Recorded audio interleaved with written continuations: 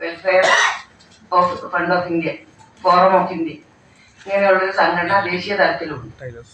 പക്ഷെ ഞങ്ങളെ സംബന്ധിച്ച് ഈ രാഷ്ട്രീയത്തിൽ ഇല്ലാത്തത് കൊണ്ടായിരിക്കാം പത്രമാധ്യമങ്ങളൊന്നും തന്നെ വളരെ സീരിയസ് ആയിട്ട് ഞങ്ങൾ കാര്യം കാണുന്നില്ല ഇതുവരെ അങ്ങനെ. അപ്പോൾ ഇനിയെങ്കിലും ഞങ്ങളെന്ന് വെച്ചാല് ഇപ്പൊ നേരത്തെ പറഞ്ഞല്ലോ 13ഓളം ആനുകൂല്യങ്ങൾ ഞങ്ങളുടെ സംഘടന തന്നെ ഞങ്ങളെ മെമ്പർമാർക്ക് കൊടുക്കുന്നുണ്ട്. അതായത് ചികിത്സാ വിധത്തിൽ തന്നെ 3 വിധത്തിൽ ആനുകൂല്യം കൊടുക്കുന്നുണ്ട്.